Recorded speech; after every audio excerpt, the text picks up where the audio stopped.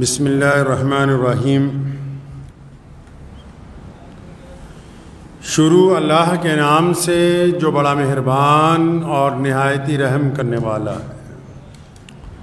تمام حضرات سورہ فاتحہ اور درود پاک پڑھ لیجئے۔ اعوذ باللہ من الشیطان الرجیم، بسم اللہ الرحمن الرحیم۔ الحمدللہ رب العالمین، الرحمن الرحیم، مالک یوم الدین، ایاک نعبد وإياك نستعين، إياك نعبد وإياك نستعين، إياك نعبد وإياك نستعين، اهدنا الصراط المستقيم صراط الذين أنعمت عليهم غير المغضوب عليهم ولا الضالين آمين۔ اللهم صل على محمد وعلى آل محمد كما صليت على إبراهيم وعلى آل إبراهيم إنك حميد مجيد۔ اللهم بارك على محمد وعلى آل محمد كما باركت على إبراهيم وعلى آل إبراهيم إنك حميد مجيد۔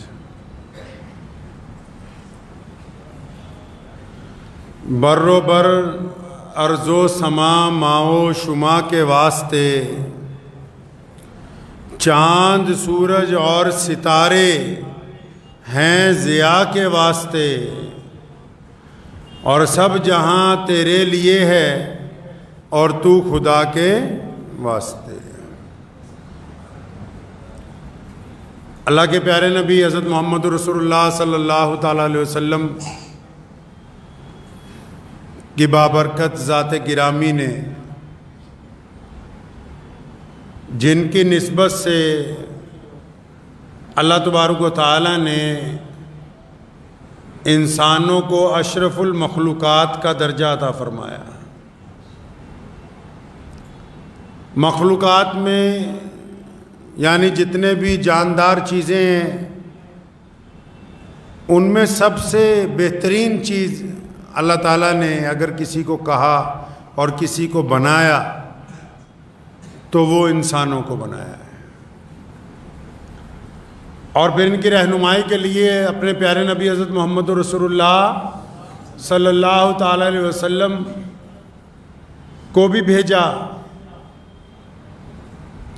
دنیا میں جتنی چیزیں اگر ہم جائزہ لیں، چاہے وہ جانور ہیں، چاہے چرندے ہیں، چاہے وہ پرندے ہیں، چاہے وہ درخت ہیں، چاہے وہ پانی ہے، چاہے وہ ہوا ہے یا بادل ہے، جتنی بھی چیزیں دنیا میں انسانوں کے علاوہ،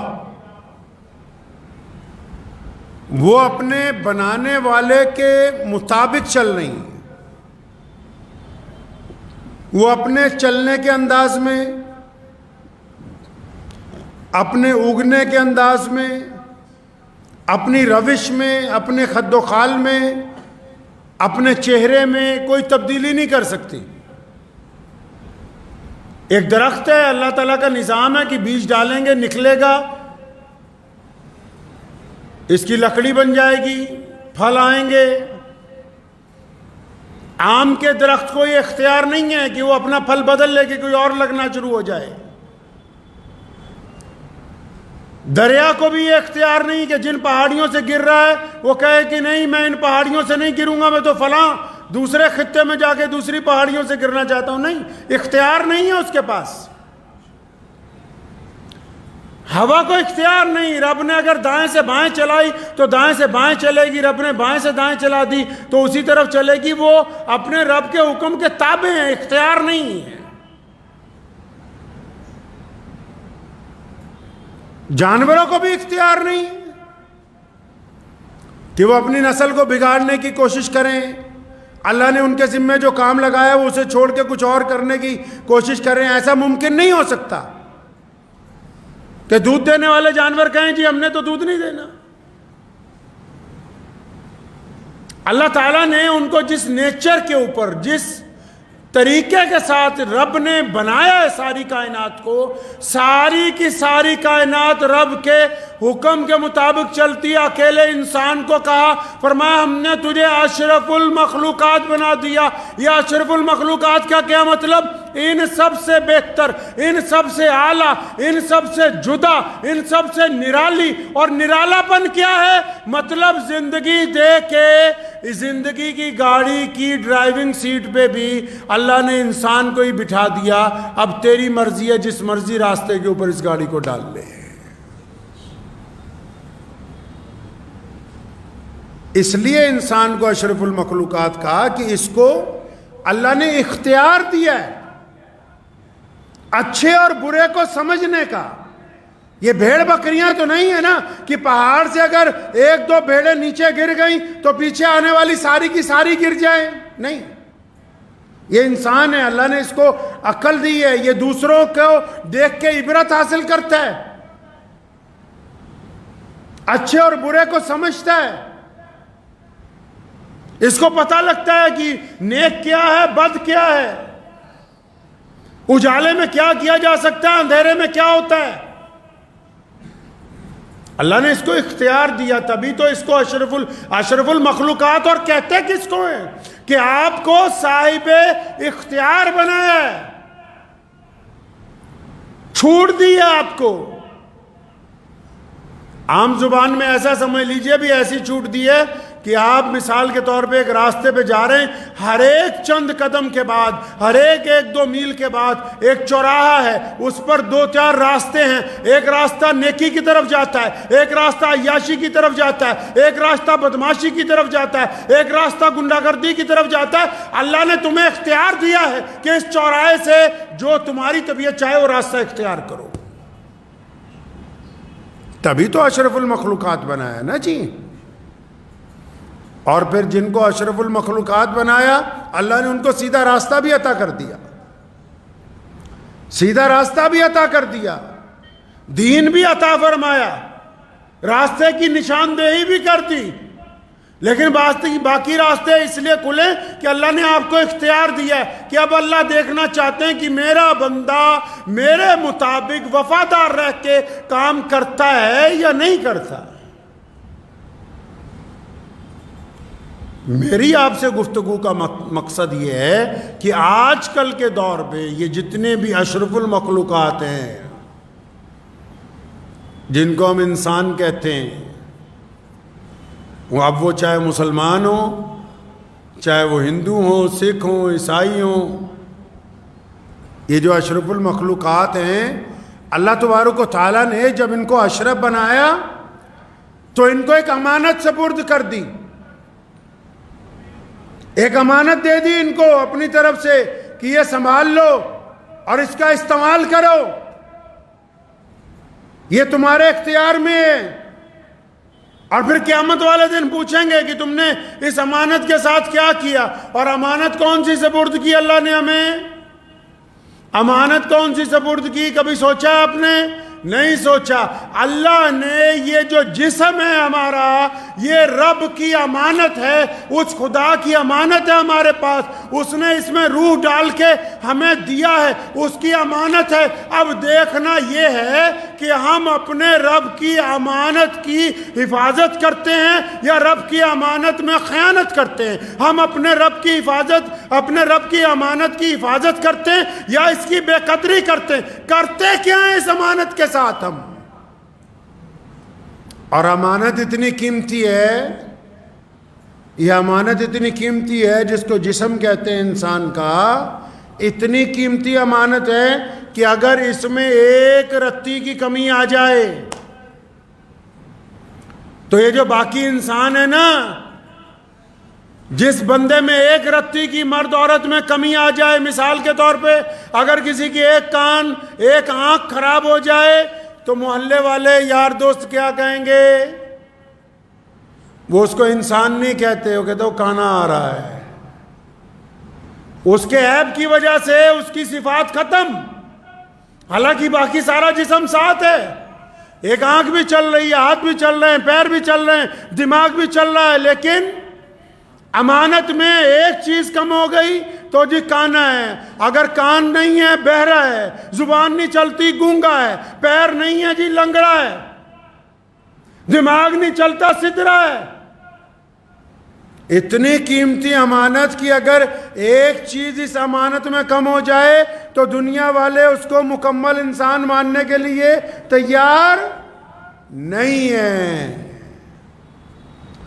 اللہ کے نبی حضرت محمد رسول اللہ صلی اللہ علیہ وسلم نے پھر اس امانت کی حفاظت کے طریقے بتائے۔ اللہ نے قرآن میں اس کے طریقے بتائے، نبی علیہ الصلوۃ والسلام نے اس کے طریقے بتائے۔ یہ جو جسم امانت ہے اس کو گناہوں سے بچانا ہے، یہ جو جسم امانت ہے اس کو بدگمانیوں سے بچانا ہے، یہ جو جسم امانت ہے اس کو بیماریوں سے بچانا ہے۔ اور ہم نے اس امانت کے ساتھ کیا کیا بھائی؟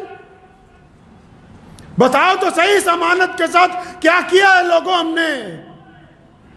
کوئی اچھا سا موٹر سائیکل خرید لے، عام لوگوں کی میں بات کرتا ہوں۔ اگر کوئی رئیس آدمی 50 کروڑ کی کار بھی خرید لے، پیٹرول پمپ پہ لے جائے، اگر اس کار کو بنانے والے نے اس پر لکھ کے لگایا کہ اس میں پیٹرول پڑے گا، تو کیا وہ ڈیزل ڈلوانے کے لیے تیار ہے اس گاڑی میں؟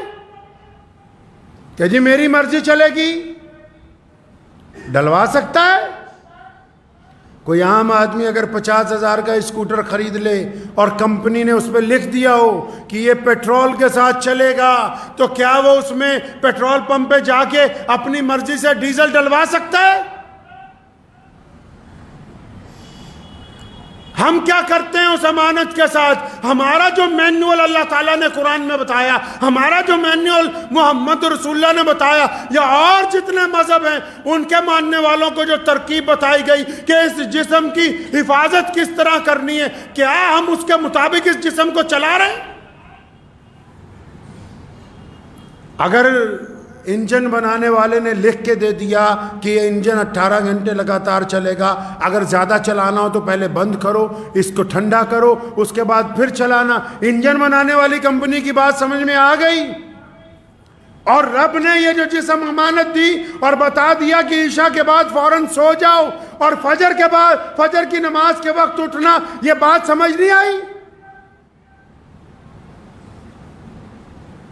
اچھا یہ پتہ ہے کہ اگر کار پہلے دن سے فرسٹ ہینڈ چلے گی، اگر یہ بائک فرسٹ ہینڈ رہے گی، یہ مشین اگر ایک آدمی چلائے گا تو ریسیل ویلیو بڑھ جائے گی، اس کی عمر بڑھ جائے گی، 20 سال بعد بھی ویسی جیسی پہلے دن خریدی۔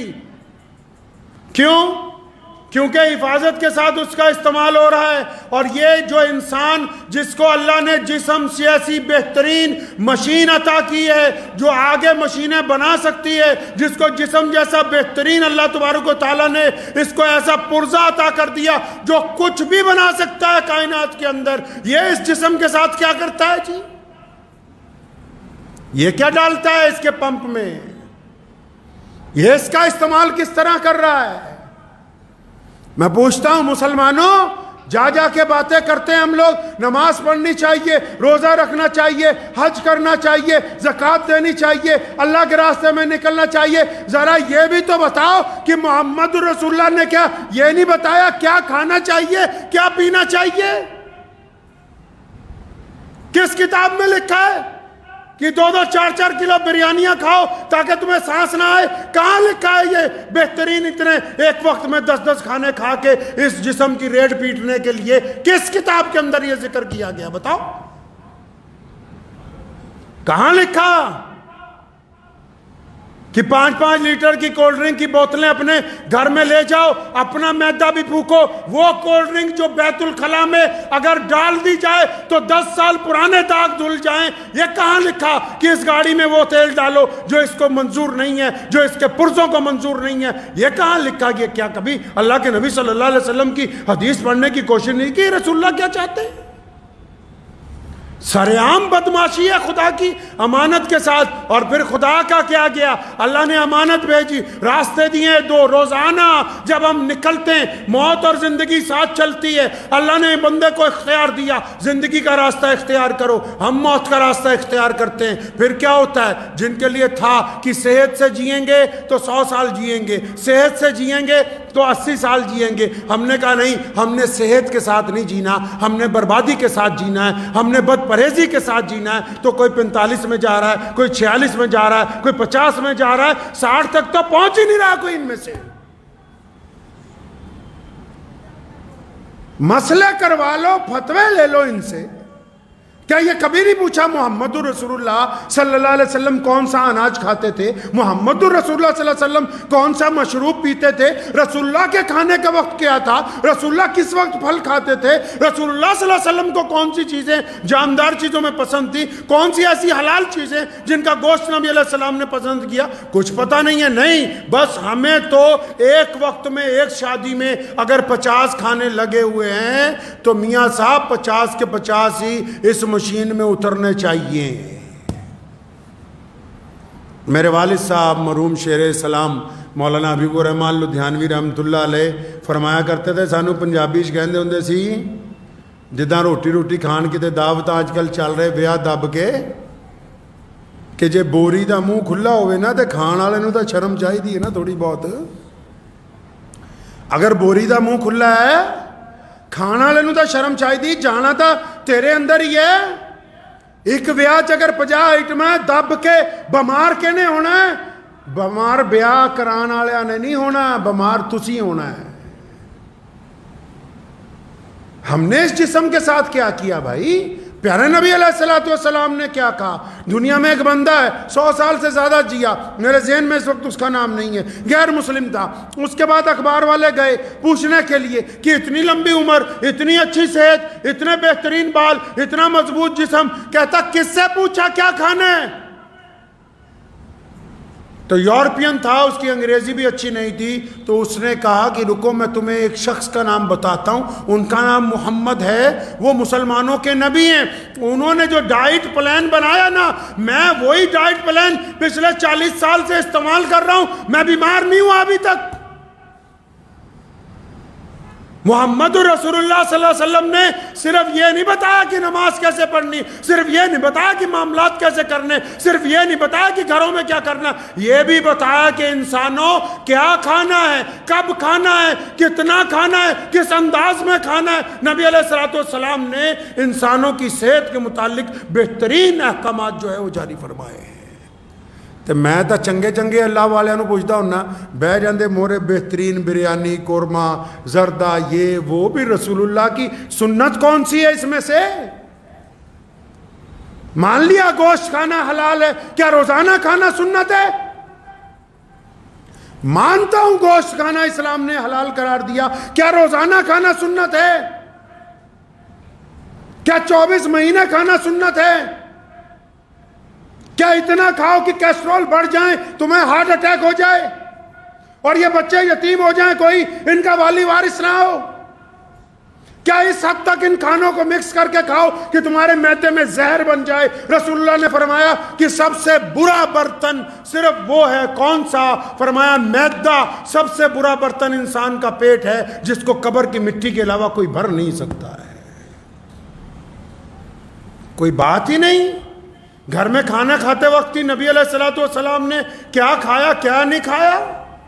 یہ صحابہ کرام رضی اللہ تعالی اجمعین، آپ جائیں جن ملکوں میں اور باہر یورپ میں بھی جائیں، جن ملکوں میں لوگوں نے یہ طے کیا، اور یہ بیماری کہاں سے آتی ہے میرے بھائی؟ پتہ لگے یہ بیماری کہاں سے آتی ہے. ہوا میں آ رہا ہے کینسر، یہ شوگر، یہ بلڈ پریشر ہوا میں چلتے پھر رہے ہیں. بتاؤ نا یہ آئی کہاں سے؟ ایک کسی کے پھوڑے ہو گئے، پھنسیاں ہو گئیں، یہ ہوا میں تھی. کسی کا معدہ خراب ہے، کسی کا پھیپھڑے خراب ہے، مثانے خراب ہے، یہ ہوا میں آ گئی بیماری. اگر ہوا میں ہوتی تو سب کو ایک جیسی ہونی چاہیے تھی. کہاں سے گئی بیماریاں پیٹ کے اندر جی؟ بیماریوں کا راستہ کون سا ہے پیٹ میں جانے کا؟ بیماریوں کا راستہ کون سا ہے پیٹ میں جانے کا؟ یہ زبان کے اندر جو اللہ نے حلق لگایا ہے، جو کھائیں گے وہی اندر بنے گا. حرام کھائیں گے حرام چیزیں تیار ہوگی، زیادہ مقدار میں کھائیں گے اندر جا کے بیماری بنے گی. معدے کی تو مقدار اتنی سی ہے اور اس کو بھرتے جاؤ یہ پھولتا جاتا ہے. جتنا پھولتا جائے گا دائیں بائیں چیزوں کو دبائے گا، اندر سڑان پیدا کرے گا، اندر بیماریاں پیدا کرے گا. اب یہ تو جا بیماری حلق سے نیچے رہی ہے نا. تو حلق سے نیچے کوئی ٹھونس رہا ہے؟ حلق سے نیچے کوئی زبردستی ہو رہی ہے؟ قورمے کی دوگ دیکھ دیکھ کے 2-2 کلو گوشت کھانا بہت بڑی بہادری کی بات ہے؟ اس کام کے لیے اللہ تبارک تعالیٰ نے ہمیں یہ زندگی دی ہے؟ پتہ تو لگے کس لیے زندگی ملی ہے، جو دوسروں کے کام نہ آ سکے، جو اپنے دین اور مذہب اور قوم کے اپنے ملک کے کام نہ آ سکے، بس کھائے پیے سو گئے، اس کا نام زندگی ہے؟ کون کہتا ہے کہ یہ زندگی ہے؟ نبی علیہ السلام کو دیکھیں، اور ایک بات بتا دوں، دل کی تختی پہ لکھ کے لے جاؤ، رسول اللہ صلی اللہ علیہ وسلم نے جو فاقے ہوئے، رسول اللہ صلی اللہ علیہ وسلم نے جو غربت میں دن گزارے، اللہ سے اختیار تھا رسول اللہ کو، آپ نے غریبوں میں رہنا پسند کیا، ورنہ جتنی کائنات کی دولت محمد رسول اللہ کے قدموں میں آج تک نچھاور کی گئی اور قیامت تک رہے گی، کائنات میں کسی کے نہیں آ سکتی۔ پھر بھی ایک وقت کھایا، ایک وقت بھوکے رہے، فرمایا ایک وقت کھا کے اللہ کا شکر ادا کریں، ایک وقت بھوکے رہ کے صبر کریں۔ نبی علیہ السلام نے تو ترکیب بھی بڑی سونی بتائی، بڑی خوبصورت ترکیب بتائی، کسی بڑی سے بڑے سائنٹسٹ کو پوچھ لو، نبی علیہ السلام کی ترکیب کا مقابلہ نہیں۔ فرمایا معدے کے، پیٹ کے 3 حصے کر لو، پیٹ کے 3 حصے کرو، 3 حصے کرنے ہیں تو پھر کیا کرنا ہے؟ ایک حصہ کھانے سے بھر لیجئے اور ایک حصہ پانی سے بھر لیجئے، اور تیسرا حصہ خالی چھوڑ دیجئے ہوا کے لیے۔ اب جس بندے نے پیٹ کے 3 حصے رکھے وہ تو ساری زندگی بیمار ہی نہیں ہو سکتا۔ اب جس نے ایک وقت میں 2.5-3 کلو شادی میں مال ہی کھا لیا، نہ تو پانی جانے کی جگہ نہ ہوا جانے کی جگہ، اب یہ بیمار نہیں ہوگا تو کیا ہونا ہے بھائی اس کا؟ میں ایک صاحب کو جانتا ہوں، وہ شاہجہاں پور میں رہتے تھے غالباً، تو ہمارے ہاں بہت مدت رہے، تو ان کے ایک عزیز نے بتایا ان کا کیا حال ہے، کہتے جی ان کا تو انتقال ہو گیا۔ بھائی کیسے ہو گیا؟ کہ ایک شادی میں گئے تھے تو کباب بڑے پسند آئے، تو بیٹھے اطمینان سے کھاتے رہے 1-1.5 گھنٹہ کباب، اتنے زیادہ کھا لیے کہ سانس ہی۔ ہم لوگ کس انداز سے کھا رہے ہیں؟ کوئی پرواہ نہیں۔ اپنے گھر میں نبی علیہ السلام نے کن چیزوں کے لیے کہا کیا پیو کیا کھاؤ، اس ملک کے حکمرانوں کو بھی کہنا چاہتا ہوں، اور جتنے لوگ گلی محلوں میں پھر رہے ہیں وہ بھی سنو۔ ملک میں ہم جتنے قانون بناتے ہیں، چاہے وہ مذہب کے نام پر ہوں، چاہے دستور کے نام پہ ہو، چاہے عمارتوں کے نام پہ ہو، سب سے بڑا جو قانون ہونا چاہیے وہ یہ ہونا چاہیے کہ اگر کوئی کھانے پینے میں ملاوٹ کر کے بیچے گا تو اسے پھانسی دی جائے گی، کیونکہ ان ملاوٹ خوروں نے پورے کے پورے ملک کو بیماری کی طرف دھکیل دیا۔ اگر ملاوٹ بند نہیں ہوگی تو بیماری سے رک نہیں سکتے ہیں۔ یہ جتنے بڑے بڑے ملٹی نیشنل کمپنیوں کے مالک ہیں نا، چاہے وہ کسی مذہب سے تعلق رکھتے ہوں، کبھی ان کے گھر جانا، کبھی ان کے ساتھ بیٹھ کے ڈیل کرو گے، کیا کہیں گے؟ وہ آپ کو کولڈ ڈرنک نہیں پلائیں گے، وہ آپ کو بہترین نیمبو پانی پلائیں گے کہ یہ آرگینک نیمبوؤں سے بنا ہوا ہے، کیونکہ ان کو پتہ ہے کہ جو تم پی رہے ہو اس سے کینسر ہو جائے گا، جو وہ پی رہے ہیں اس کے ساتھ ان کے پیٹ کی گرمی دور ہو جائے گی۔ ان کو پتہ ہے کہ کھیتوں کے اندر جو دوائیاں ہم چھڑکوا رہے ہیں آج سے 15-20 سال پہلے تک کیا تھا، شہروں کے اندر کیا تھا؟ لوگ گیہوں کنک خرید کے لاتے تھے۔ میں نے اپنے بچپن میں خود دیکھا ہے، کنک خرید کے لاتے تھے، گھر میں اس کنک کو دھوتے تھے، چارپائی پہ سکھاتے تھے، پھر آٹا پیستے تھے۔ اب تو جیسی جیسی دوائیوں کے چھڑکاؤ کے ساتھ آئی، ہمارے پاس تو وقت ہی نہیں ہے۔ دیکھو ہمارے پاس کتنا وقت ہے، جو دیندار لوگ ہیں وہ بھی آ جاؤ، نماز کے لیے آپ کے پاس وقت ہے، وظائف کے لیے آپ کے پاس وقت ہے، دینداری کے لیے وقت ہے، تو کاروباریوں کے پاس آ جاؤ، دکان سے جانے کے لیے تمہارے پاس وقت ہے، کپڑے سے جانے کے لیے وقت ہے، بچوں کے اسکول جانے کے لیے وقت ہے، لیکن ساری زندگی کا دار و مدار جس مشین پر ٹکا ہے، جس کو جسم کہتے ہیں، اس کی حفاظت کے لیے وقت ہے نہیں تمہارے پاس، اس کی حفاظت کا کوئی انتظام نہیں۔ پیسہ کیا کرنا ہے اس پیسے کو؟ گولی مارنی اس پیسے کو، جب یہ جسم ہی نہیں نہ رہا۔ جاؤ، جو لوگ مرتے ہیں کیا ہوتا ہے، جب جنازہ لے کے ہم قبرستان میں جاتے ہیں نا، آدھے لوگ اس انتظار میں ہوتے ہیں جلدی سے تدفین ہو جائے، آدھے واٹس ایپ پہ ہوتے ہیں آدھے کمنٹ کر رہے ہوتے ہیں، اور جیسے ہی قبرستان سے واپس آتے ہیں گھر پہ تو ہمارے رشتہ داروں کو ہمیں کس بات کی فکر ہوتی کہ جتنے لوگ آئیں ان کو کھانا کھلاؤ بھائی، اور پھر ان کو کھانا کھلانے کے اندر لگ جاتے ہیں. کھانا کھا کے رشتہ دار الحمدللہ کہہ کے اپنے گھر، آپ الحمدللہ کہہ کے اپنے گھر. وہ بندہ جو ساری زندگی ان کے لیے مرتا رہا، جس نے ان کے لیے ٹھگیاں ماری، جس نے اپنی اولاد کے لیے لوگوں سے بے ایمانی کی، جس نے 4 پیسے جمع کرنے کے لیے دھوپ میں کام کیا، جو ساری زندگی مزدوریاں کرتا رہا، جو رزق حلال بھی کما کے اپنے گھر والوں کو لا لا کر دیتا رہا، 2 4 5 6 7 دن بعد پھر اب کوئی اس کا ذکر نہیں کرتا. اس کی سیٹ پر اب کوئی اور بیٹھتا ہے، اس کی جگہ اب کوئی اور ہنسی مذاق کرتا ہے، اب اس کی گاڑی کوئی اور چلاتا ہے. کس چکر میں لگے ہوئے؟ جو مشین اللہ نے تمہیں دی ہے، کیا کبھی اس کے بارے میں سوچا ہے بھی اس کا کرنا کیا ہے؟ یہ کس انداز سے چلانی؟ نبی علیہ السلام نے حکم فرمایا. سونے نبی علیہ السلام کیا کرتے تھے جی؟ پیارے نبی صلی اللہ علیہ وسلم موٹا اناج کھاتے تھے. کون سا اناج؟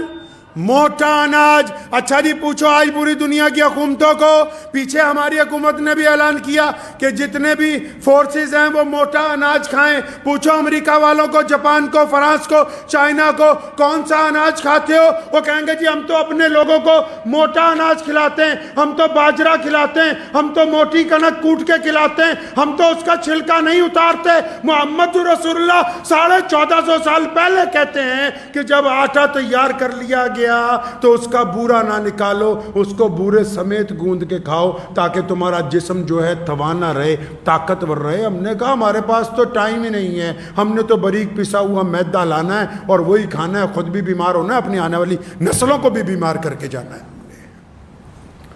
ہم تو بیمار جانوروں کا گوشت کھانے کے لیے تیار ہیں، چاہے وہ جتنا سستا مل جائے. ہمیں تو ہر تقریب کے اندر یہ طے ہی نہیں کرنا کہ یہ باورچی نے تیل کون سا ڈالا ہے، یہ موبلائل ڈال کے بنا دیا، سرسوں کا تیل ڈال کے بنایا، کیا اس نے ریفائن ڈال کے بنا دیا، کیا یہ کوڑا کرکٹ کھلا رہا ہے. اس بات کی تو پرواہ ہی نہیں ہے. بس 1000 بندے کھا گئے جی، 1500 کھا گئے جی، بس ان میں سے کئیوں کے جنازے اٹھ جائیں گے، تمہیں تو پتہ بھی نہیں لگے گا کہ کتنوں کے ساتھ کیا کر دیا ہم نے. کر کیا رہے ہیں؟ اس مشین کے ساتھ دھوکہ جس کے اوپر دار و مدار ہے، جس کے ساتھ جنت اور سزا اور جڑی ہوئی ہے، ساتھ میں جزا اور سزا ساتھ میں جڑی. اس مشین کے ساتھ دھوکہ جس کے ساتھ بچوں کا مستقبل، بیوی کا سہاگ جڑا ہے، جس کے ساتھ یاروں کی دوستیاں جڑی ہوئی، جس کے ساتھ مسلوں کی رونق جڑی ہوئی، اس کے ساتھ بے ایمانی. مزے سے جا کے لکھ لو. کچھ لوگ ناراض نہ ہونا، جس شہر میں جتنی زیادہ بیکریاں ہوں گی اتنے زیادہ اسپتال ہوں گے. ورلڈ کا انڈیکس اٹھا کے دیکھ لو، انڈیکس اٹھا کے دیکھ لو پوری دنیا کا. ایسے ملک ہیں دنیا میں جن کے ہاں بیکنگ نہیں ہے اور ان کے ہاں کوئی ہارٹ کا پیشنٹ نہیں، کوئی کینسر کا پیشنٹ نہیں. کیوں؟ محمد رسول اللہ نے ساری زندگی صرف ایک موقع پہ جب مکہ فتح ہوا اپنی بہن کے گھر رات کو پہنچے، اس دن باسی روٹی کھائی، کچھ نہیں تھا گھر میں. ساری زندگی رسول اللہ صلی اللہ علیہ وسلم نے باسی کھانا نہیں کھایا. جب بھی ہوا چاہے فاقہ ہوا، اور جب کھانا آیا تو تازہ بنوا کے رسول اللہ نے تازہ کھایا. ہم نے تو باسی کھانے سے اپنے فریج بھرے ہوئے ہیں کہ جب بھی کھانا ہے تو یہ بیماری والا ہی کھانا ہے، کوئی اور نہیں کھانا ہے. سوچیں، اللہ کے نبی صلی اللہ علیہ وسلم نے کوئی راستہ ایسا نہیں چھوڑا ہے جس میں انسانوں کی رہنمائی نہ کی ہو. پیارے نبی علیہ السلام نے کوئی طریقہ ایسا نہیں چھوڑا ہے جس میں بندے کو جینے کا ڈھنگ نہ بتایا ہو. کبھی سوچا ہے بیٹھ کے نہیں جی کھانے کے بعد ذرا حلوہ ہونا چاہیے، اسی اپنا کوئی بنا لیا، پاویں 2 کلو کھا لو، مر جاؤ حلوہ کھا کھا کے، لیکن کھانے تو بعد حلوہ ہی ہونا چاہیے جی. نبی علیہ السلام نے 2 سالن جمع نہیں کیے، 2 سالن جمع نہیں کیے. ہم کتنے بناتے ہیں کم از کم؟ کم از کم 3 یا 4. اچھا جی بریانی تو ہوگی, پھر تو ساتھ میں قورمہ بھی ہونا چاہیے. کوئی آ جائے گا جی ساتھ میں نہاری بھی رکھ لو. اچھا جی کوئی ویشنو بندہ آ گیا, اس کے لیے مکس ویجیٹیبل بھی بنا لو. اچھا جی ساتھ میں پھر دال بھی بنا لو. لیکن یہ جتنے گئے جن کی نیت خراب ہے, یہ تو کوئی ایک بھی نہیں چھوڑتے. یہ تو بس کہہ رہے ایک طرف سے جتنے اندر اتر جائیں اتار لے. جا رہا ہے یہ راستہ قبر, کوئی پتہ بھی نہیں لگے گا. اپنی صحت کے ساتھ کھلواڑ کرنا اللہ کی امانت میں خیانت ہے, لکھ لو. اپنی صحت سے کھلواڑ کرنا اللہ کی امانت میں. اب چاہے وہ عیاشی کر کے کھلواڑ کرتا ہو, شراب پی کے کھلواڑ کرتا ہو, حرام کھا کے کھلواڑ کرتا ہو, ڈپلیکیٹ مسالے بیچ کے کھلواڑ کرتا ہو, ڈپلیکیٹ چیزیں کھا کے اپنی صحت سے کھلواڑ کرتا ہو, کھانے کے بعد زیادہ پانی پی کے کھلواڑ کرتا ہو. جو بندہ اپنی صحت کے ساتھ کھلواڑ کرتا ہے اللہ کی امانت کے ساتھ وہ خیانت کرتا ہے. اور قیامت والے دن اللہ نے یہ زبان ہے نا یہاں ایسے چیپ لگا دینی ہے. پھر ان ہاتھوں کو بولنا, ہاں بھائی بتاؤ کیا کیا تھا تمہارے ساتھ. پھر یہ بتائیں گے یا اللہ یہ تو دھکے سے معدہ کہتا تھا نہیں, کھانے کے بعد یہ چیز نہیں پینی, یہ نہیں ہٹا, یا اللہ ہمارے ساتھ دھکا کیا. یہ پیر بولیں گے, یہ جسم بولے گا, آنکھیں بولیں گی, یہ کان بولیں گے. تو اس لیے صرف دین یہی نہیں ہے کہ ہم بہترین نمازی بن جائیں. دین یہ ہے کہ ہمارا جینے کا رنگ ڈھنگ پیارے نبی حضرت محمد رسول اللہ صلی اللہ علیہ وسلم کے حکم کے مطابق ہو. اپنی صحت کا خیال رکھنا آپ کے اوپر فرض ہے, آپ کی ذمہ داری ہے. اپنے کھانے کے وقت کو طے کرنا, سونے کے وقت کو طے کرنا. ہماری یہ بدقسمتی ہے کہ نبی علیہ السلام نے جس وقت سونے کے لیے کہا ہماری بدماشیوں کا ٹائم ہی اسی وقت شروع ہوتا ہے رات کو, اسی وقت شروع ہوتا ہے رات کو 10 بجے کے بعد. اس بات کو طے کیجیے. اور اس وقت جو پوری دنیا میں جتنی بھیڑ بڑھی, جو حالات پیدا ہوئے, اس کے لیے ڈاکٹر محمد شرافت علی صاحب ہے, ایک بہت مشہور یوٹیوب کے اوپر, انہوں نے ایک نسخہ رکھا ہے. میں اکثر اپنے دوستوں کو, عزیزوں کو کہا کرتا ہوں کہ روزانہ ہر بندہ چاہے وہ بیمار ہے یا نہیں ہے, پیارے نبی علیہ السلام نے فرمایا کالے دانے میں موت کے علاوہ ہر چیز کا علاج ہے. کالا دانہ کس کو بولتے ہیں؟ کلونجی کو. 100 گرام کلونجی لیجئے, 100 گرام میتھی دانہ لیجئے, دونوں کو مکس کیجئے. رات کو ایک برتن میں 4-5 گلاس پانی میں اس کے 3 چمچ ڈالیے. 1 چمچ سوہانجنا جس کو بولتے ہیں, انگریزی میں مورنگا پاؤڈر بولتے ہیں, اس کو ڈالیے, ابالیے. 4 گلاس رہ جائے تو ایک مٹی کے برتن میں رکھیے. روزانہ صبح شام پیجئے. اس کو الکلائن واٹر بولتے ہیں. جس بڑے سے بڑے ڈاکٹر کو پوچھ لو گے. اور ایک بیماری آ گئی پانی کی, چلتے چلتے آپ سے گفتگو میں, گاؤں دیہات میں جاتے ہیں جب, بھاگے جا رہے ہیں منرل واٹر. اللہ کے بندے جتنی بیماری اس بند گلاس میں اتنی تو تمہارے نلکے میں طاقت ہے. جتنی بیماری اس بند بوتل میں اس سے زیادہ تو نہر کے بہتے ہوئے پانی میں اللہ نے شفا رکھی. کیا ہو گیا تمہیں؟ آخر جی عزت پہ حرف نہ آ جائے. کیا گاؤں کے ٹیوبل کا پانی اس بند گلاس سے بہتر ہو سکتا ہے؟ ہو کیا گیا؟ جا کس طرف رہے ہو انسانوں؟ زیادہ سے زیادہ اگر کوئی پانی ڈائریا کر دے گا 2-10 لگ جائیں گے, لیکن جو کھلا پانی ہے, تازہ پانی ہے, دنیا کا کوئی بوتل بند پانی تازے پانی کا مقابلہ نہیں کر سکتا ہے. کچھ سوچیں, کبھی اطمینان سے کچھ وقت اپنے لیے لگائیں گے انشاءاللہ. کبھی سوچیں کہ ہم کیا کھا رہے ہیں, کیا پی رہے ہیں, اس مشین میں جو چیزیں جانی چاہیے کیا وہی جا رہی ہیں. اس کی حفاظت کیجئے. اللہ تبارک و تعالیٰ کی یہ امانت ہے. ہمارے رب نے یہ خوبصورت چیز ہمیں عطا فرمائی ہے. دعا کیجئے کہ اللہ تعالیٰ مجھے بھی اور آپ سب کو بھی ان باتوں پہ عمل کی توفیق عطا فرمائے. وآخر دعوانا ان الحمدللہ رب العالمین.